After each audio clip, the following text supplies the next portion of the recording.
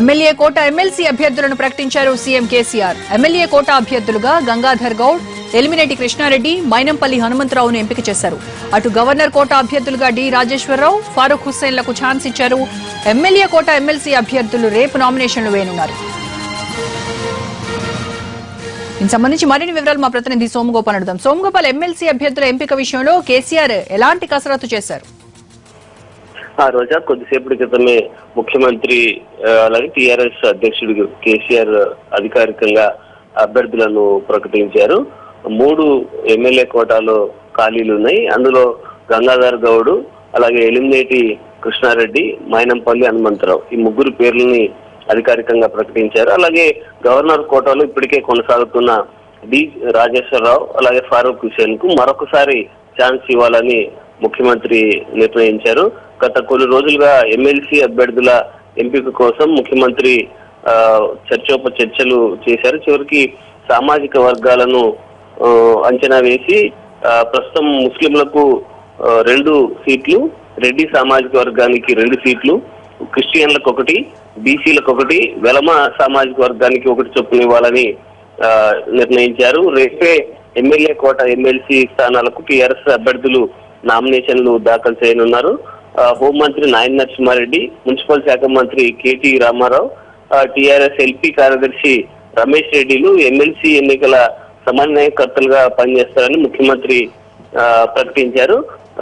ఈ కోటాలు అంటే ఎమ్మెల్సీల కోసం పార్టీలో కూడా చాలా డిమాండ్ ఉండింది. వాటన్నిటిని దృష్టిలో ఉంచుకొని సామాజిక వర్గాలను అంచనా వేసుకొని చివరికి పార్టీకి వాళ్ళు అందించిన సేవల్ని దృష్టిలో ఉంచుకొని అభ్యర్థులను ఖరారు చేశారు. ప్రస్తుతం మైనంపల్లి హనుమంతరావు జిహెచ్ఎంసీ టీఆర్ఎస్ అధ్యక్షుడిగా కొనసాగుతున్నారు. పార్టీలో చేరినప్పటి నుంచి పదవి లేకుండా ఉన్నారు. గతంలో టీఆర్ఎస్ అతను పోరాడినప్పటికీ పార్టీలో చేరిన తర్వాత ఆయనకు మంచి పొజిషన్ ఇవ్వాలని ముఖ్యమంత్రి నిర్ణయించారు. ఇప్పుడు వెలమ సామాజిక వర్గం నుంచి మరొక ఎమ్మెల్సీగా ఆయన చేశారు. అలాగే ఎలిమినేటి కృష్ణారెడ్డి మాజీ హోంమంత్రికి సోదరుడు, మొదటి నుంచి టీఆర్ఎస్ పార్టీలో ఉన్నారు. గతంలో పార్టీ క్రమశిక్షణ సంఘం చైర్మన్ గా కూడా పనిచేశారు. వాళ్ళ సేవల్ని దృష్టిలో ఉంచుకొని ఈ అభ్యర్థిని ఈసారి ఎంపిక చేశారు. రోజా. రైట్ సోమగోపాల్.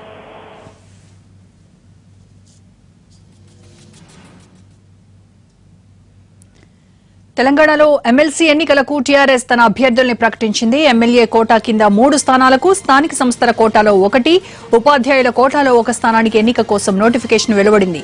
త్వరలో గవర్నర్ కోటాలో 2 ఎమ్మెల్సీ స్థానాలు ఖాళీ అవుతున్నాయి. దీంతో మొత్తం 7 ఎమ్మెల్సీ స్థానాలకు కేసీఆర్ అభ్యర్థుల్ని ప్రకటించారు. ఎమ్మెల్యే కోటా ఎమ్మెల్సీ అభ్యర్థులుగా పుల్లోల గంగాధర్ గౌడ్, ఎలిమినేటి కృష్ణారెడ్డి, మైనంపల్లి హనుమంతరావుకు ఛాన్స్ దక్కింది. గవర్నర్ కోటా 2 స్థానాలకు రాజేశ్వరరావు, ఫారూక్ హుస్సేన్ పేర్లు ఖరారయ్యాయి. స్థానిక సంస్థల కోటాలో మిత్రపక్షమైన ఎంఐఎంకు సయ్యద్ అమీనుల్ జాఫ్రీకి టీఆర్ఎస్ మద్దతిచ్చింది. ఉపాధ్యాయ కోటాలో ఎమ్మెల్సీ అభ్యర్థిగా కాటేపల్లి జనార్దన్ రెడ్డిని ఇప్పటికే ప్రకటించారు కేసీఆర్.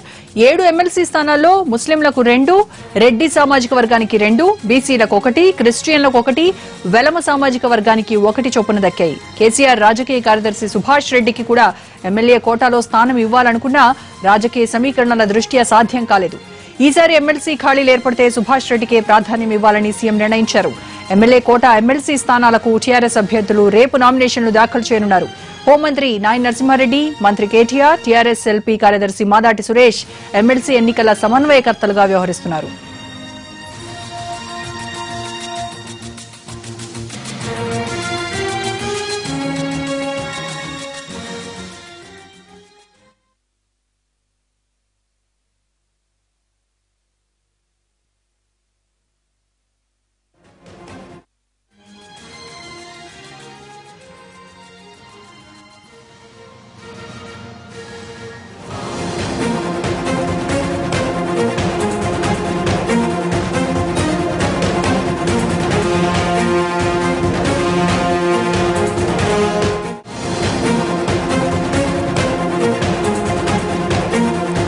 తెలంగాణలో ఎమ్మెల్సీ ఎన్నికలకు టీఆర్ఎస్ తన అభ్యర్థుల్ని ప్రకటించింది. ఎమ్మెల్యే కోటా కింద 3 స్థానాలకు, స్థానిక సంస్థల కోటాలో 1, ఉపాధ్యాయుల కోటాలో 1 స్థానానికి ఎన్నిక కోసం నోటిఫికేషన్ వెలువడింది.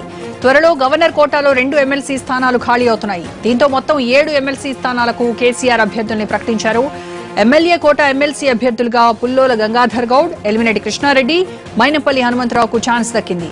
ఇక గవర్నర్ కోట 2 స్థానాలకు రాజేశ్వరరావు, ఫారూక్ హుస్సేన్ పేర్లు ఖరారయ్యాయి. స్థానిక సంస్థల కోటాలో మిత్రపక్షమైన ఎంఐఎంకు సయ్యద్ అమీనుల్ జాఫ్రీకి టీఆర్ఎస్ మద్దతిచ్చింది. ఉపాధ్యాయ కోటాలో ఎమ్మెల్సీ అభ్యర్థిగా కాటేపల్లి జనార్దన్ రెడ్డిని ఇప్పటికే ప్రకటించారు కేసీఆర్.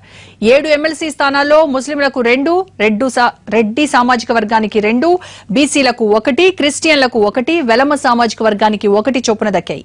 కేసీఆర్ రాజకీయ కార్యదర్శి సుభాష్ రెడ్డికి కూడా ఎమ్మెల్యే కోటాలో స్థానం ఇవ్వాలనుకున్నా రాజకీయ సమీకరణల దృష్ట్యా సాధ్యం కాలేదు. ఈసారి ఎమ్మెల్సీ ఖాళీలు ఏర్పడితే సుభాష్ రెడ్డికే ప్రాధాన్యం ఇవ్వాలని సీఎం నిర్ణయించారు. ఎమ్మెల్యే కోట ఎమ్మెల్సీ స్థానాలకు టీఆర్ఎస్ అభ్యర్థులు రేపు నామినేషన్లు దాఖలు చేయనున్నారు. హోంమంత్రి నాయని నరసింహారెడ్డి, మంత్రి కేటీఆర్, టీఆర్ఎస్ ఎల్పీ కార్యదర్శి మాదాటి సురేష్ ఎమ్మెల్సీ ఎన్నికల సమన్వయకర్తలుగా వ్యవహరిస్తున్నారు.